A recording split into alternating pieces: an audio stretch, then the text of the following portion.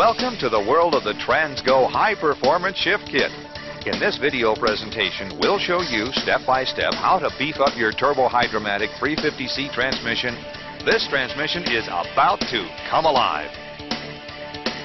This video shows a typical installation with the trans still in the vehicle. It will help you install this kit with confidence. While you are watching this video, stop the tape often and read the instructions. The booklet has the specific instruction. Follow the booklet to the letter through the entire installation. During the installation, finish and review each step before moving on. When installing springs, follow the instruction sheet for customizing options, size, location, and color. When drilling holes, follow instructions for their location, size, and customizing options. When plugging any holes in the separator plate, chamfer holes on both sides of the plate with a large drill bit by hand. File both sides of the plugs flush with the plate. These are the typical tools needed to do the installation.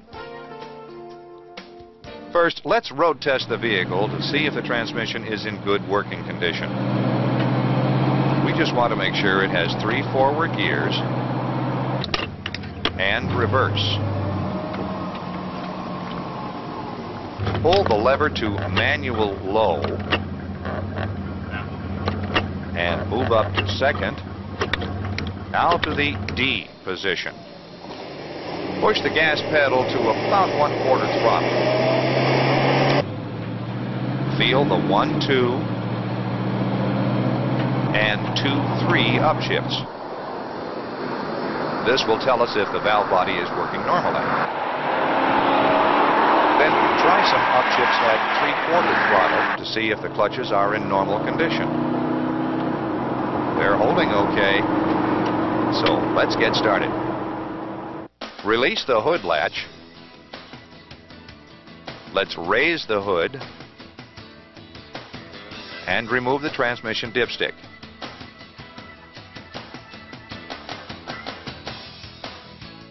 Remove the air cleaner and put it on the bench.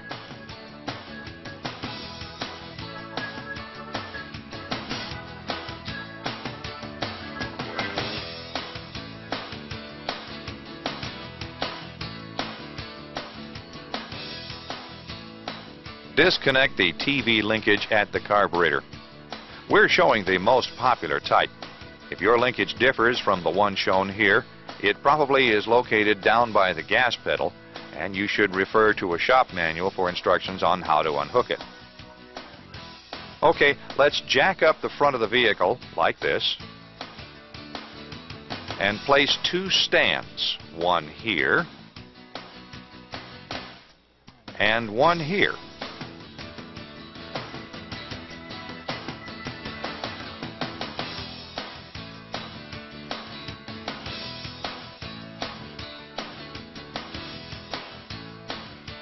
Now we can jack up the rear. When you're done, it should look like this. Please use sturdy jack stands.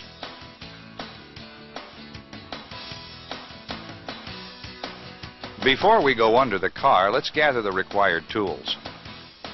We will need a 1/2 inch and a 3/8 inch socket. We need a 3/8 inch speed handle, long screwdriver, small screwdrivers, regular pliers, drain pan, and some wiping rags. Let's make sure you have the transmission that this kit fits. This kit fits all the rear-wheel drive 1980 up GM 350C with lock-up converter transmissions. The factory-produced 350C and 250C transmissions, and they look alike except for the adjusting screw. Look up here on the passenger's side of the transmission, near the floor pan. Does your trans have this front band adjusting screw? If it does, then this kit will not fit your transmission. There is no performance kit available for the 250C transmission. This connector here goes to the lock-up solenoid. Both the 250C and the 350C have this connector. The bottom pan has 13 bolts holding the pan to the case. Look here on the driver's side. Close to the rear in this area, we have a governor cover. This is the manual shift linkage here. On the passenger side, in the rear, we have a vacuum modulator. This is the right transmission. Let's get going. Place a drain pan under the transmission, favoring toward the front. If your pan bolts are hidden or too close to the crossmember here in the rear, you may need to remove the bottom rear mount bolt or bolts to gain access to the rear pan bolts. Pry up on the transmission and insert a socket between the frame and the mount.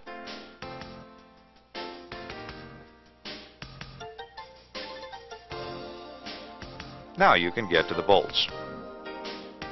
With a 1/2-inch socket and a speed wrench, remove all the oil pan bolts except for one toward the rear here. If necessary, pry the pan loose, then loosen the last bolt slowly and let the oil run over the front edge of the pan.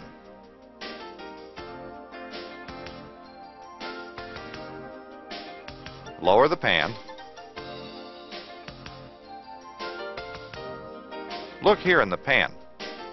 It has some debris, which is normal.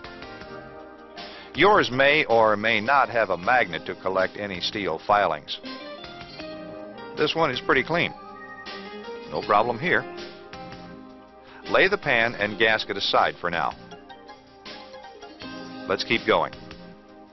There are 3 different filters. This brass mesh type, this nylon type, and this Dacron type. Now, let's remove the filter. If the transmission oil is still hot, protect your hands with a rag. Have the drain pan in position to catch the fluid that will run out of the filter and valve body.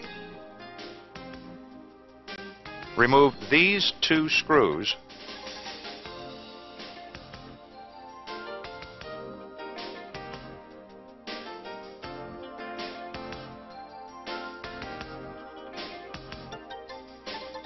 and lower the filter. Place the filter and screws into the transmission pan. Have a buddy move the shift selector to manual low. The drain pan still needs to be in place to catch the fluid that will drain from the valve body and transmission. Take a pencil and paper and make a simple drawing of the wire locations so you will be able to reinstall them correctly. Now, remove these 2 wire connectors here and here. Let's remove the 2 bolts holding the solenoid and put these in the pan.